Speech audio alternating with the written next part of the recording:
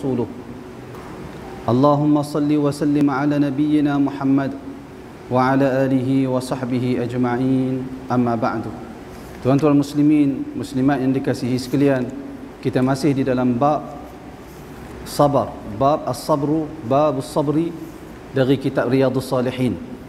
Dan kita sampai pada hadis yang ke-45 pada malam ni. Qala al-mu'allif rahimahullah, kata al-Imam an-Nawawi rahimahullah, wa an Abi Hurairah radhiyallahu anhu anna Rasulullah sallallahu alaihi wasallam qala ليس الشديد بالسرعة ليس الشديد بالسرعة وإنما الشديد الذي يملك نفسه عند الغضب متفق عليه. Daripada Abi Hurairah radhiyallahu anhu bahawasanya Rasulullah sallallahu alaihi wasallam bersabda, bukanlah seorang yang kuat itu dengan dia mampu mengalahkan orang lain, akan tetapi seorang yang kuat adalah seorang yang dapat menguasai diri dia ketika dia marah. Hadis kata al-Imam an-Nawawi muttafaqun alaih. Hadis diriwayatkan oleh al-Imam al-Bukhari dan al-Imam Muslim. Hadis ini tuan-tuan sekalian, Nabi sallallahu alaihi wasallam memberitahu kepada kita orang kuat yang sebenar adalah orang yang mampu menjaga, menguasai diri dia ketika dia marah. Di dalam Islam, orang yang kuat pada hakikatnya bukanlah orang yang mampu mengalahkan orang lain ketika berkelahi. Orang yang kuat di dalam Islam bukanlah orang yang mampu menumbangkan lawannya ketika berperang. Tetapi kuat yang dimaksudkan oleh Nabi di dalam hadis ini adalah kuat orang yang mampu menguasai diri dia ketika dia marah. Dia mampu kawal diri dia sehingga dia tidak bertindak yang mana akhirnya akan mendatangkan penyesalan kepada dia. Tuan-tuan sekalian, dalam hidup kita selama ni, kita sendiri terbukti di dalam diri kita. Jika kita melakukan sesuatu tindakan disebabkan marah, selepas tu pasti kita menyesal. Selepas tu pasti kita menyesal. Kerana itu bila kita marah, Nabi SAW telah ajarkan kepada kita beberapa perkara supaya kita jangan bertindak ketika marah. Antaranya hadis yang diriwayatkan daripada Abi Dzar radhiyallahu anhu, Nabi sallallahu alaihi wasallam menyebut, yang mana mafhum dia, kata Nabi, sesiapa yang ketika dia marah dia berdiri, Nabi suruh dia duduk. Kalau duduk dia masih kekal marah, tak hilang marah dia, Nabi suruh dia berbaring. Apa tujuan? Kalau marah ketika diri duduk, kalau duduk masih marah berbaring, apa tujuan? Antara hikmah yang boleh kita ambil, iaitulah Nabi tak bagi kita buat sesuatu tindakan ketika marah. Seorang yang berdiri dia mudah buat tindakan. Barangkali dia bertindak dengan tangan dia, barangkali dia bertindak dengan kaki dia, tidak mustahil. Kerana itu Nabi suruh dia duduk, kerana bila duduk ni kaki dia payah nak bergerak sikit, supaya dia tidak melakukan sesuatu tindakan ketika marah yang nanti akan mendatangkan penyesalan yang tak sudah pada dia. Kalau duduk masih lagi nak marah, Nabi beri bimbingan kepada kita supaya kita baring. Tuan-tuan nak baring, kalau dah baring nak buat apa lagi? Tak boleh nak buat apa tindakan dah, baring. Kerana Nabi tak nak kita menyesal. Ambil tunjuk ajar dari Nabi SAW. Baring pun. Kalau marah juga waktu baring, nak buat apa tuan-tuan? Kalau marah juga waktu baring, nak buat apa? Keluar, tinggalkan tempat yang kita marah tu. Jangan duduk, jangan tunggu. Suatu orang tua-tua dulu dia ajak kita, kalau marah dalam rumah, jangan duduk tunggu dalam rumah. Keluar dari rumah, tunggu sejuk dulu baru balik. Kerana apa? Kerana tak nak kita buat tindakan ketika kita marah. Dan di dalam hadis yang lain, Nabi SAW bagi tahu marah itu daripada syaitan. Lalu Nabi memerintahkan kita, Nabi beri petunjuk kepada kita supaya bila kita marah, kita ambil wuduk, meredakan perasaan marah yang datang dari syaitan. Wuduk ketika marah ni tuan-tuan tak boleh dibuat melainkan orang-orang yang benar-benar dia nak hilang marah dia tu. Kalau tuan-tuan marah dan tuan-tuan tak ada perasaan untuk menghilangkan sifat marah, dia tak akan pergi ambil wuduk punya.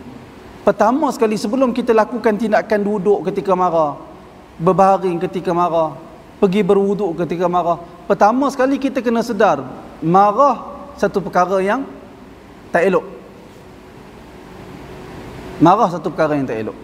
Maksud dia marah ni pada asalnya dia elok.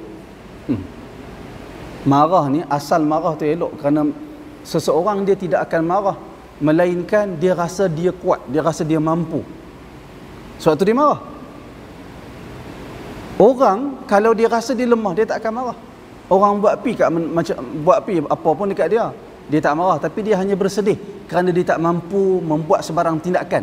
Itu dalam bahasa Arab dia nama huzun, sedih. Orang buat jahat kat dia, dia rasa sedih, tak boleh nak buat apa. Tetapi seorang yang marah kerana dia mampu, dia tahu dia mampu melakukan sesuatu, kerana itu dia marah.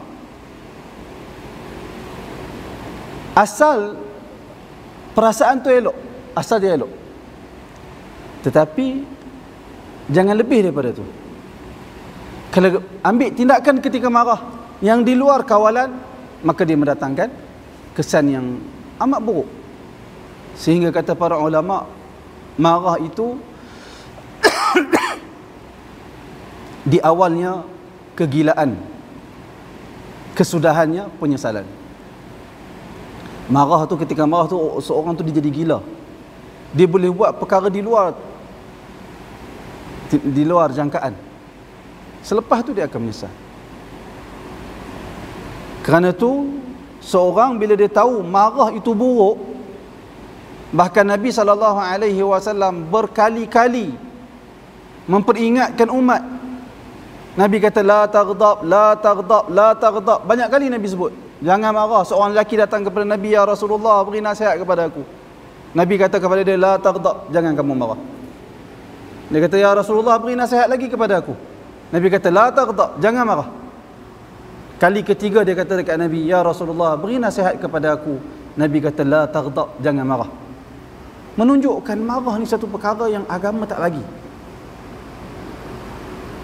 Cepat marah ni agama suruh kita usaha untuk hilangkan sikap tu. Jadi kita kena tahu marah ni satu perkara yang agama tak suka dan agama suruh kita hindarkan. Bila kita sedar perkara tu, tindakan yang berikutnya untuk mematuhi perintah agama. Jangan buat tindakan ketika marah. Bila kita sedar perkara tu, baru kita datang dari, kalau kita marah ketika berdiri, kita akan duduk. Kalau duduk pun masih marah, kita akan berbaring. Kalau marah lagi, kita nak ambil wuduk. Tindakan tu mampu dilakukan apabila kita ada kesungguhan untuk mematuhi perintah agama, untuk mengikut sunnah Nabi Muhammad sallallahu alaihi wasallam. Kerana itu Nabi sallallahu alaihi wasallam sebut di dalam hadis ini, orang yang kuat yang sebenarnya iaitulah orang yang mampu menguasai diri dia ketika dia marah. Hadis yang berikutnya, qala al-muallif rahimahullah, kata al-Imam an-Nawawi rahimahullah, wa an Sulaiman bin Surdin, wa an Sulaiman bin Suradin radhiyallahu anhu qala, daripada Sulaiman ibn Surad radhiyallahu anhu. Sulaiman ibn Surad, jarang kita sebut nama ni, merupakan salah seorang sahabat Nabi, tetapi dari kalangan sigar sahabah. Sahabat yang kecil, maksudnya barangkali disebabkan dia lewat masuk Islam. Sulaiman bin Surad antara sahabat yang kecil, maksudnya bukan sahabat-sahabat yang utama, tapi dia tetap sahabat Nabi sallallahu alaihi wasallam. Sulaiman bin Surad ni dia meninggal pada tahun 65 Hijriah. Meninggal pada tahun 65 Hijriah dalam peperangan yang dikenali sebagai peperangan Juyushut Tawabin, tentera orang-orang yang bertaubat.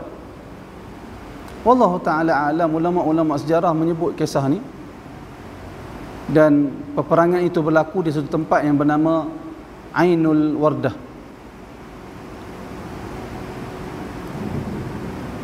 Katanya Sulaiman ni, tak apalah, itu setakat itulah saya cerita, pasal ada maklumat, beberapa maklumat yang perlu saya makan lagi tentang Sulaiman bin Surad. Yang penting dia sahabat Nabi, meninggal pada tahun 65 Hijriah dalam peperangan yang dinamakan sebagai peperangan Juyushut Tawabi, dan dia berlaku di satu tempat bernama Ainul Wardah. Hadis ini diriwayatkan daripada Sulaiman bin Surat radhiyallahu anhu. Allah Taala redha kepada dia. Sekalipun apa pun cerita tentang dia, tetapi Allah Taala redha dia. Yang penting dia sahabat Nabi. Apa pun mereka lakukan, mereka tetap sahabat. Mereka memiliki kelebihan di sisi ahli sunnah wal jamaah. Kata dia, kuntu jalisan ma'an Nabi sallallahu alaihi wasallam. Aku pernah duduk bersama dengan Nabi Muhammad sallallahu alaihi wasallam. Wa rajulan yastabban, dan ada dua orang lelaki saling maki-memaki, cela-mencela, berkelahi dua orang. Wa ahaduhuma qad ihmarra wajhuh, salah seorang daripada mereka marah kat kawan dia, maki dan cela kawan dia. Ihmarra wajhuh, sehingga merah padam muka dia, marah sungguh. Tak cukup sekadar itu, kata Sulaiman bin Surat, wantafakhat audajuhu, sehingga intafakha ni mengembung, maksudnya berkembang. Audajuhu, audaj iaitulah jamak kepada wadaj.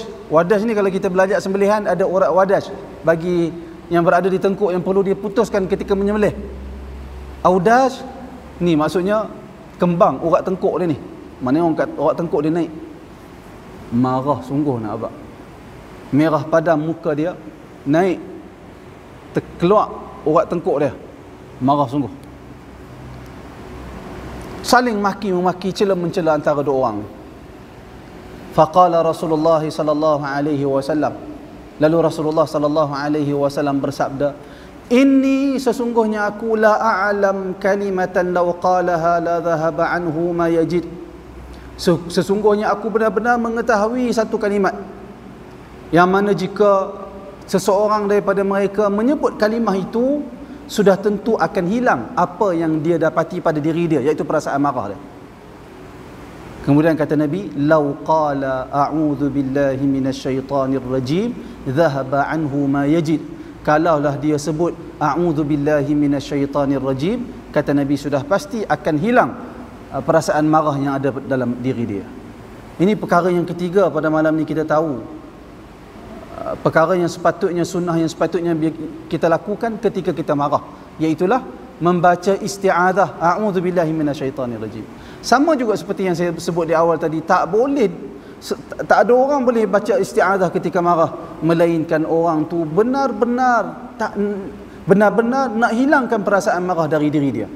Tapi kalau dia di tengah marah, dia rasa macam dia besar, dia seronok tengok orang takut dengan dia, dia bermegah dengan perasaan marah dia, dia tak akan mampu baca isti'adzah. Dia tak akan mampu duduk, dia tak akan mampu berdiri, dia tidak akan mampu berwuduk ketika marah. Kalau dia ketika marah tu dia dikuasai oleh rasa takabur, rasa riak, nak menunjuk pada orang, dia tak akan mampu. Sunnah Nabi hanya layak diikuti oleh orang-orang yang ikhlas dan hendakkan kebaikan. Sunnah Nabi tidak layak diamalkan oleh orang-orang yang tidak ikhlas. Barangkali pada mulut dia boleh cakap ikhlas, dia boleh cakap ikut sunnah. Pada zahirnya nampak dia menzahirkan dia suka kepada sunnah. Tetapi kalau dia tidak ikhlas, dia tak akan mampu menghiaskan diri dia dengan akhlak Nabi Muhammad sallallahu alaihi wasallam. Ikhlaskan niat. Tanamkan perasaan benar-benar hendak taat kepada Allah.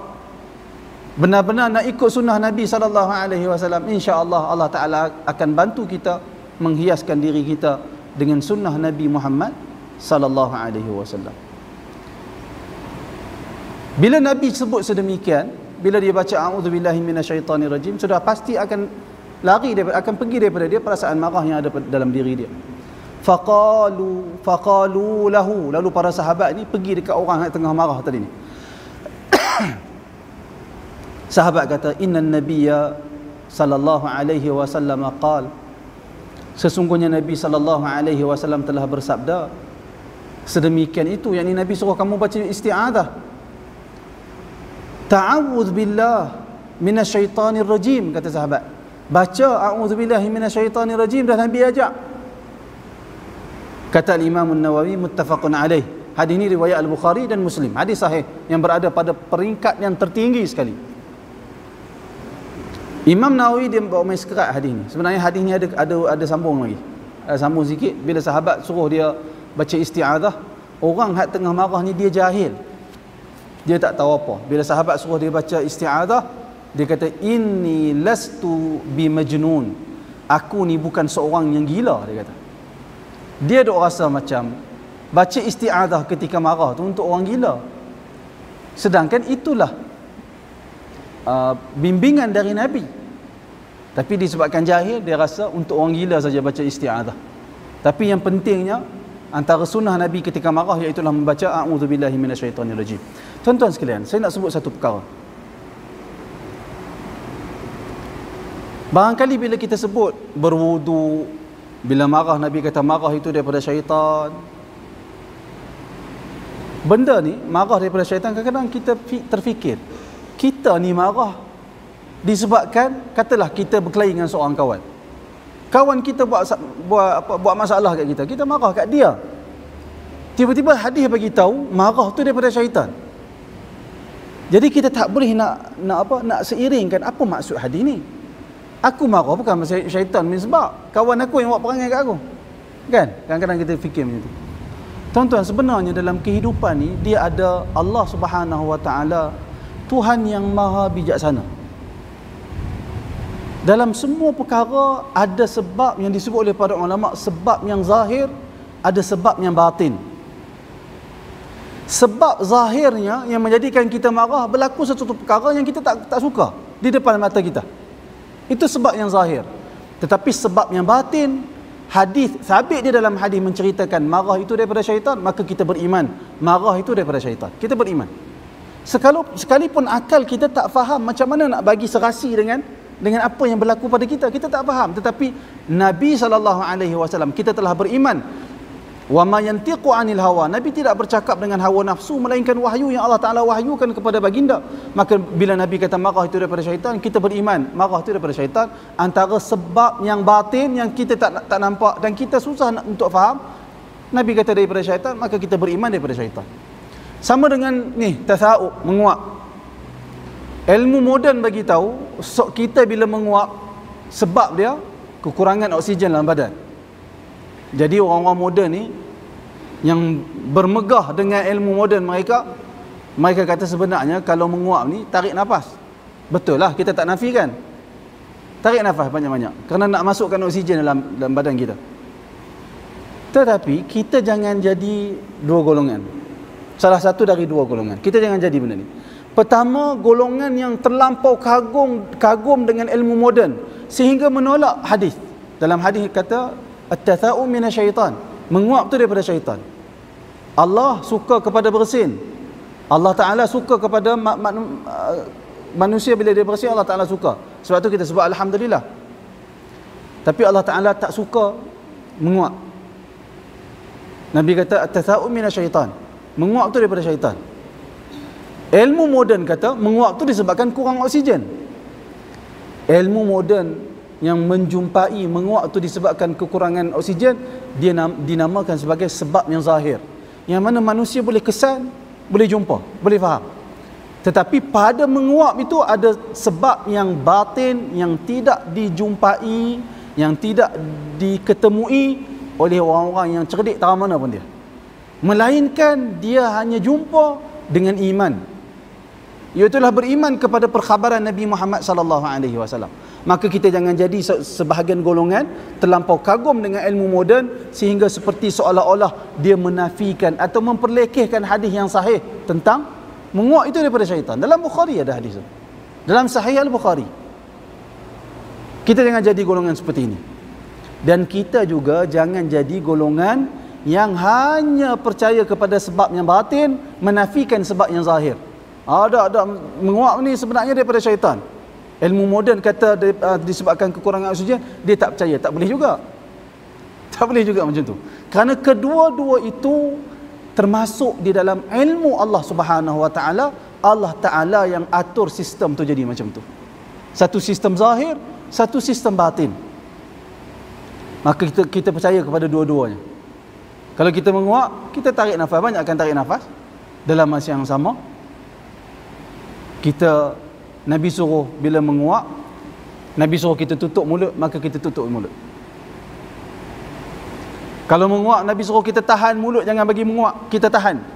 Kalau tak boleh juga, Nabi suruh kita tutup, maka kita tutup. Kerana Nabi yang bagi tahu.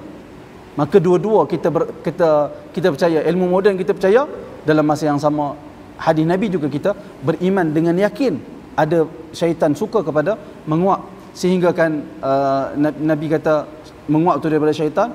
Dan kalau seseorang Nabi kata dia menguap sehingga dia mengeluarkan bunyi syaitan gelak kat dia. Syaitan gelak kat dia.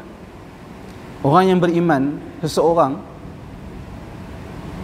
kalau dia sedar syaitan itu musuh dia, dan dia menjadikan syaitan itu benar-benar musuh dia kerana mematuhi perintah Allah dalam Al-Quran.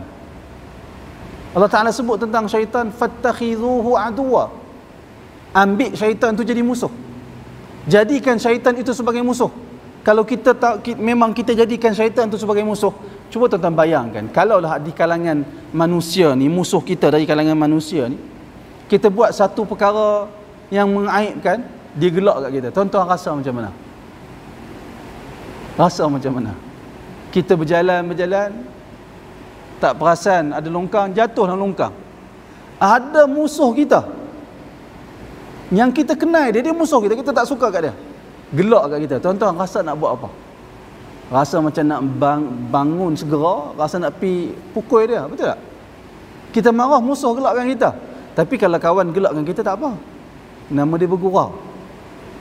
Tapi dalam hadis sebut, bila kita menguap sehingga keluar bunyi, syaitan gelakkan kita. Kerana menguap itu daripada dia, sehingga dia berjaya memperdayakan kita. Dah tentu kita akan marah, maka kita akan berusaha menghindari diri dari menguap, dan mengambil contoh dari Nabi Muhammad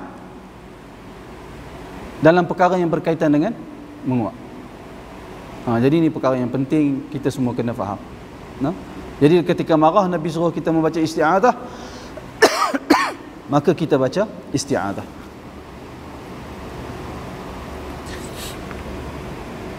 Hadis yang berikutnya, hadis yang ke-47, wa an Muadz bin Anas radhiyallahu anhu, daripada Muadz ibn Anas radhiyallahu anhu, sahabat Nabi juga, jarang juga kita dengar nama dia, dan tak banyak juga tentang ulama memberi pengenalan tentang dia ni.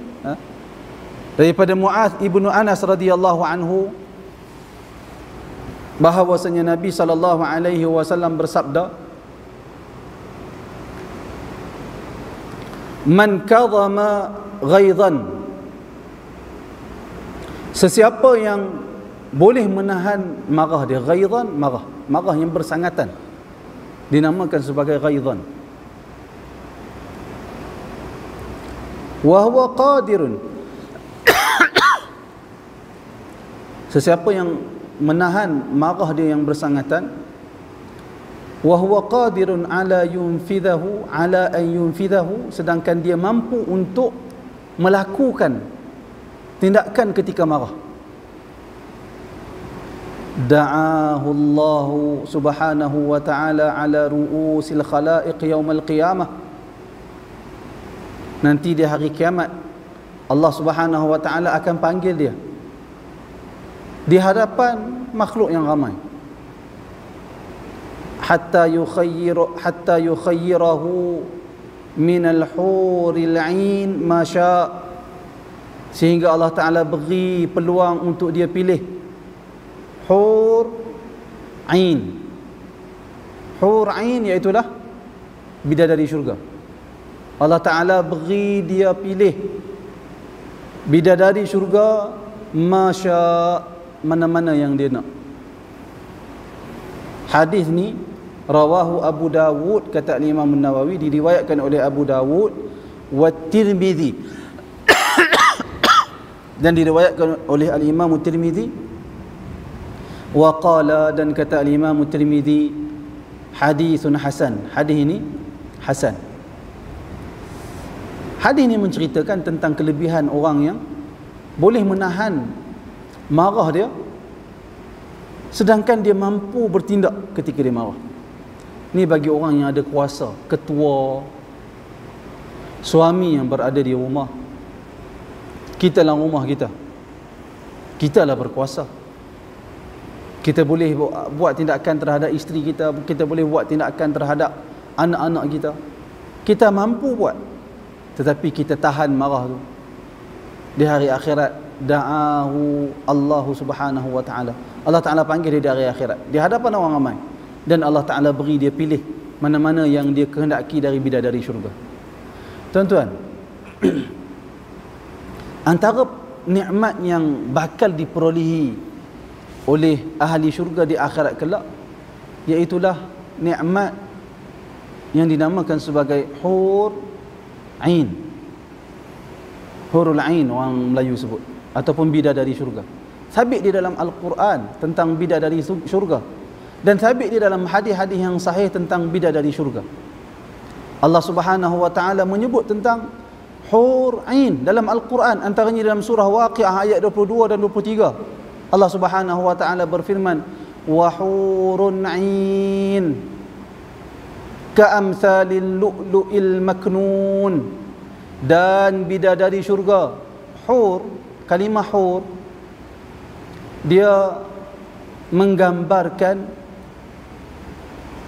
mata yang menggambarkan kecantikan yang terselah, cantik sungguh. Manakala ain dia merujuk kepada mata yang elok, kerana kecantikan mata ini menggambarkan kecantikan seseorang wanita. Kecantikan itu kecantikan mata menggambarkan kecantikan seseorang. Kerana itu bidadari syurga dinamakan sebagai hurun ain. Allah Ta'ala kata ka'amsalil lu'lu'il maknun. Bidadari syurga itu seperti permata yang tersimpan elok. Nanti bila kita sebut bidadari syurga, orang perempuan tanya pula, tak ada ke bidadara syurga? Wallahu ta'ala alam. Ahli syurga dia akan memperolehi keseronokan dalam berbagai bentuk. Keseronokan pada jiwa, keseronokan pada lahiriah tubuh badan dia, keseronokan dalam berbagai bentuk. Dia boleh bercita-cita nak apa pun dalam syurga. Dalam syurga itu, dalam Al-Quran sebut ma tashtahi anfus, apa-apa yang diingini oleh jiwa. Cuba tuan-tuan berangan tengok, nak apa? Semua yang tuan-tuan berangan tu boleh dalam syurga. Kat dunia tak boleh. Kalau nak gambarkan kenikmatan syurga, berangan tengok, nak apa? Semua tu diperolehi di dalam syurga. Bukan sekadar tu, dalam Al-Quran sebut juga, dalam Al-Quran juga menyebut waladaina mazid, dan di sisi kami ada lagi tambahan-tambahan yang hendak kami kurniakan. Ya Allah, tuan-tuan. Tambahan dari Allah Ta'ala, tambahan yang macam mana? Tuan-tuan terbayang tak kalau orang tanya dekat tuan-tuan, nak kuasa tara mana? Nak harta ni tara mana? Tuan-tuan bayang nak banyak mana? Jangan, kalau tuan-tuan jangan berangan orang zuhud. Orang zuhud dia tak nak banyak lah. Ni bukan cerita zuhud di dunia ni, cerita nak gambarkan syurga tu macam mana. Kalau tuan-tuan nak berangan harta, banyak mana tuan-tuan nak? Barangkali dalam akal kita hanya bayangkan beberapa orang kaya yang kita kenal. Barangkali aku nak sekian. Tetapi sedar tak kita, ahli syurga, seorang lelaki yang paling akhir masuk ke dalam syurga, Allah Subhanahu wa taala kurniakan kepada dia 2 kali dunia.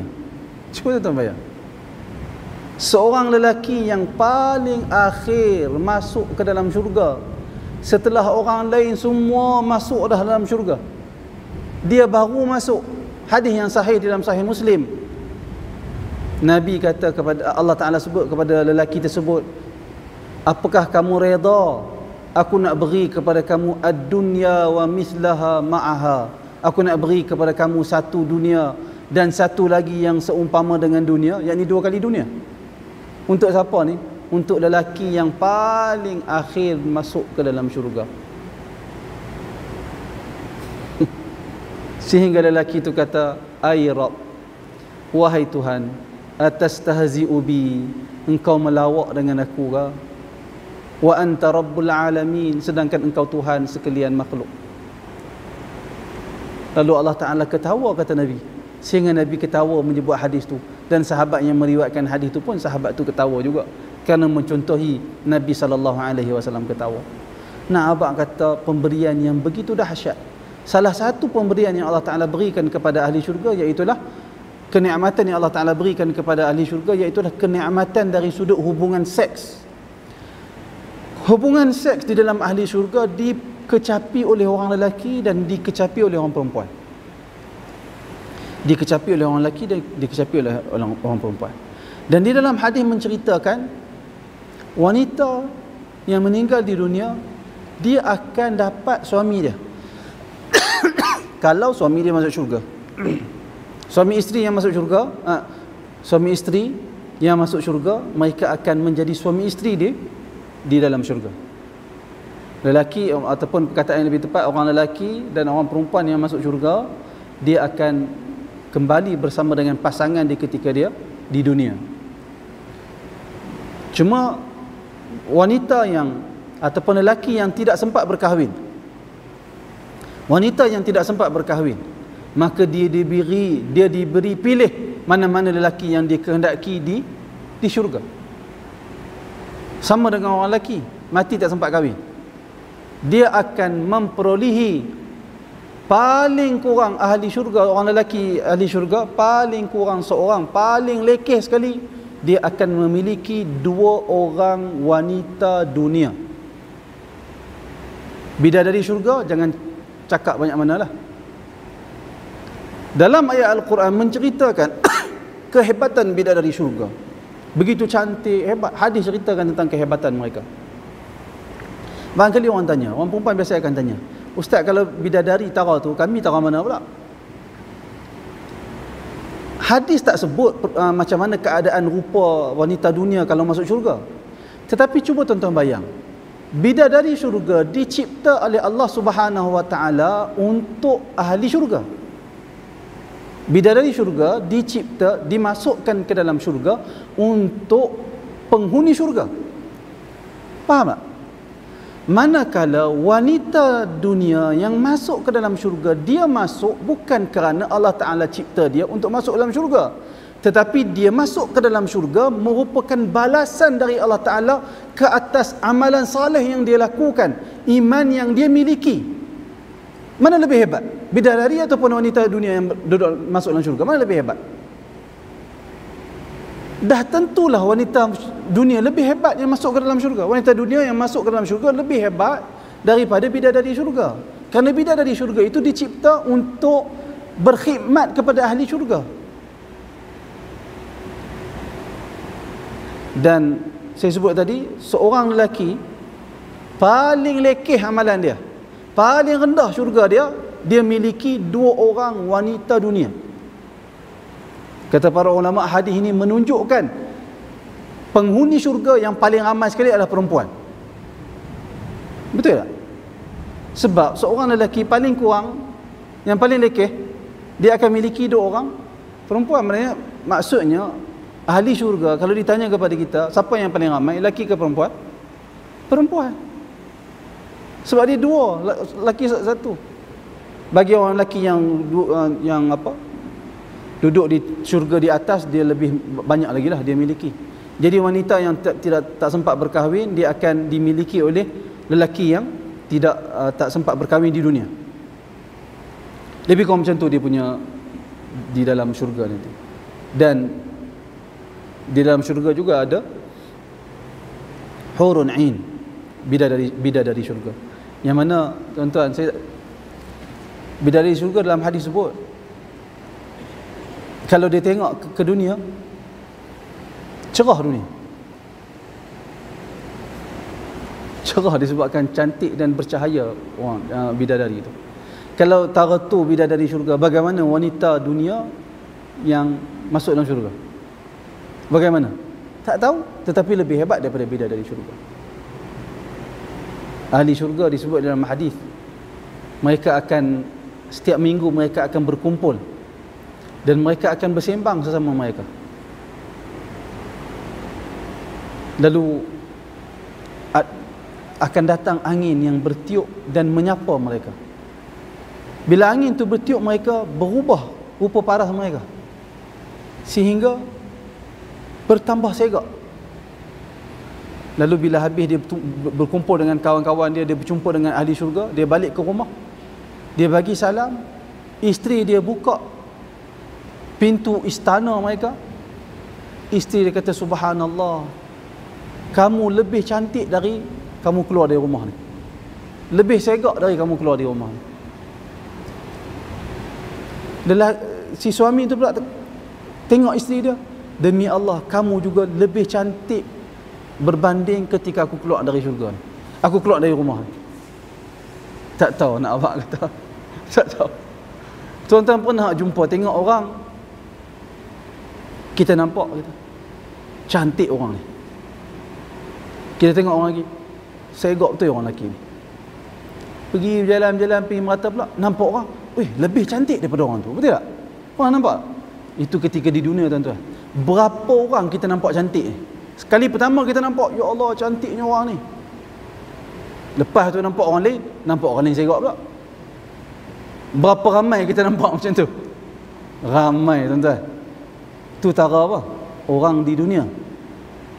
Orang hak cantik kali pertama kita nampak, kita kata, ya Allah, cantiknya orang ni. Dia ada mata dua, hidung satu, mulut satu, telinga dua. Jumpa orang lain lagi segak daripada dia, mata sama juga dua, hidung satu juga, mulut satu, tapi kecantikan tu berbeza-beza. Itu di dunia, tuan-tuan. Bagaimana di akhirat kelak? Allah Subhanahu wa taala yang mampu menciptakan makhluk di dunia sedemikian sifat dia, maka Allah Taala juga mampu menciptakan orang yang sama di syurga, berubah-ubah kecantikan dan ketampanan dia. Nak cerita tak tahu macam mana. Dan hidup ketika itu hidup yang kekal abadi selama-lamanya. Di dalam ayat Al-Quran yang lain, ketika Allah Subhanahu wa taala sebut tentang bidadari syurga dalam surah Ar-Rahman ayat 58, Allah Taala menyebut ka'annahunnal yaqut wal marjan. Bidadari syurga itu seperti mutiara yakut dan mutiara marjan. Mutiara yakut ni disebut, dia merujuk kepada sesuatu yang begitu suci. Kerana sesuatu yang cantik, kalau tak bersih, hilang kecantikan dia. Yakut merujuk kepada sesuatu yang safa, yang suci, murni, bersih.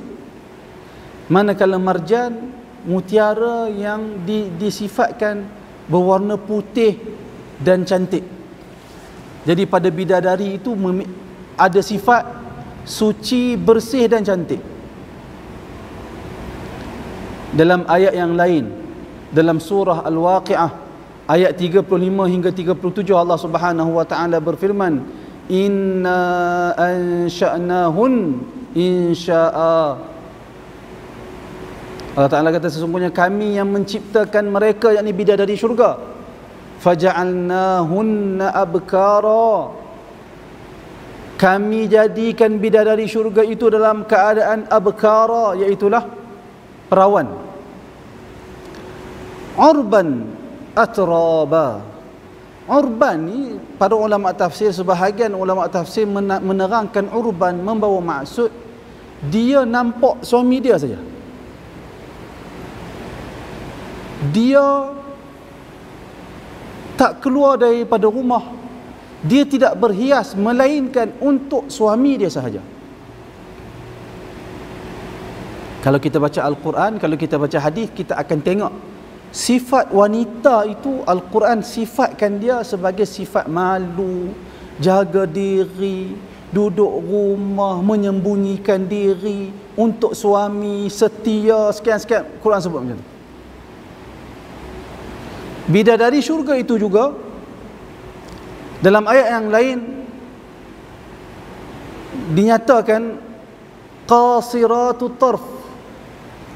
Qasiratut tarf iaitulah dia tak pandang pada orang lain melainkan suami dia saja. Jadi orang perempuan yang nak masuk syurga, dia kena usaha perangai dia macam ni.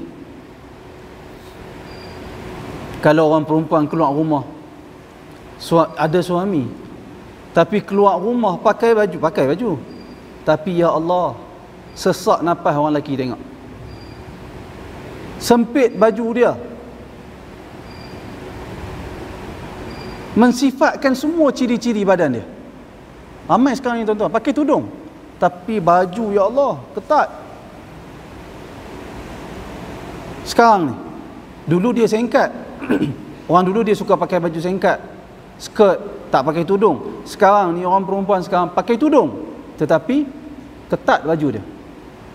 Lebih banyak mudarat daripada orang perempuan yang tak bertudung, yang longgar baju dia. Kita berhenti seketika untuk azan isyak.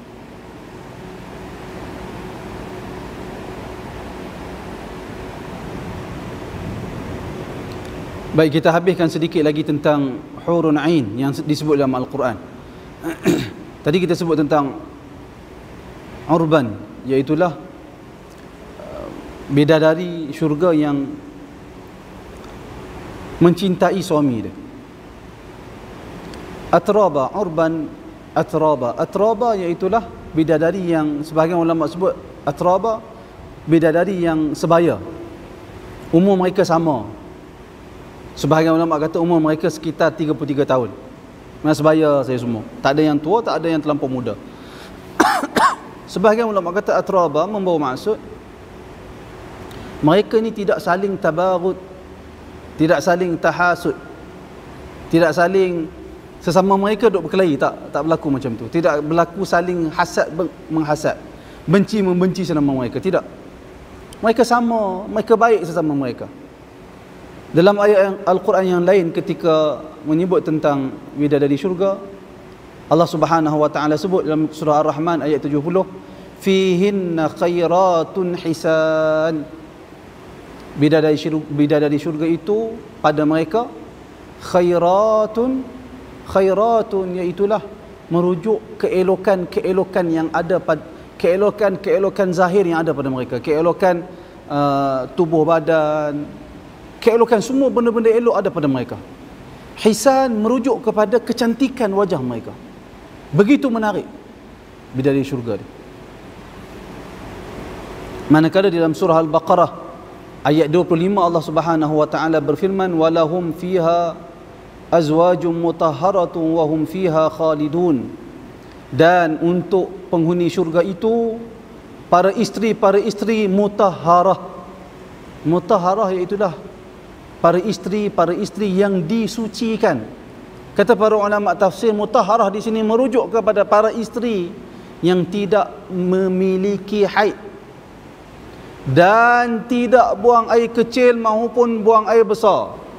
Tak ada benda-benda yang kotor pada mereka. Semua perkara yang tidak disukai oleh manusia tak dimiliki oleh penghuni syurga.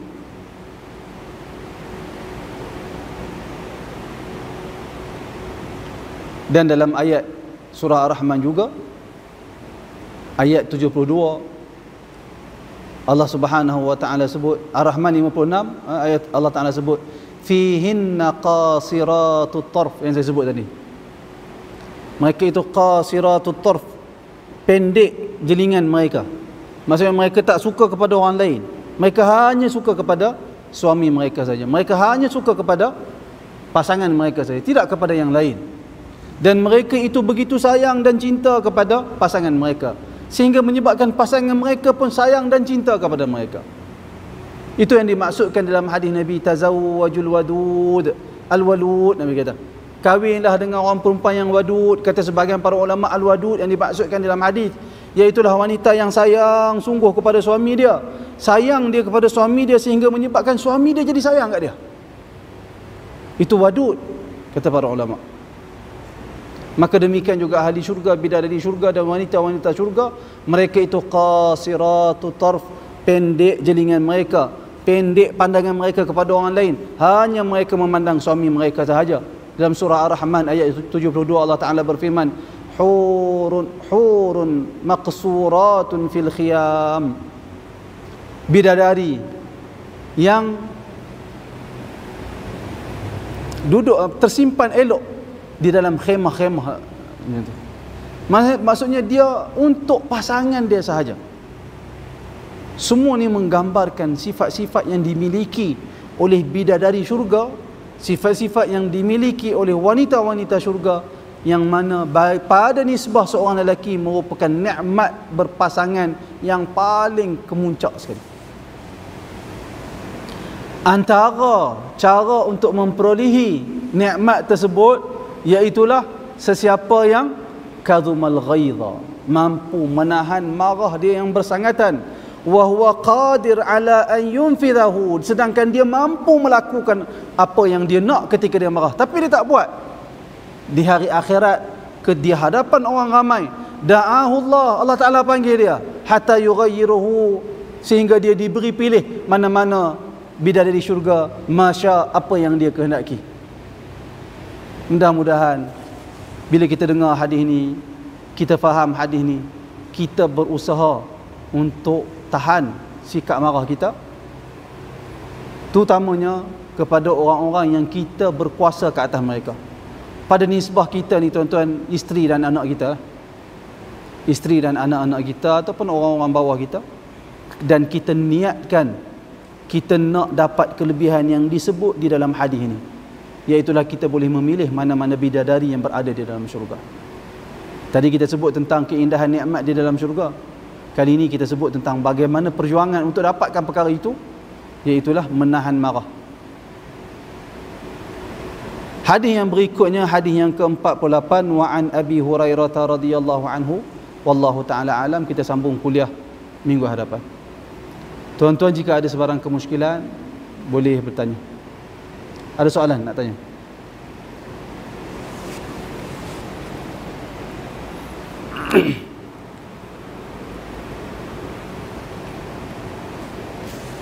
أقول قولي هذا وأستغفر الله العظيم لي ولكم. السلام عليكم ورحمة الله وبركاته.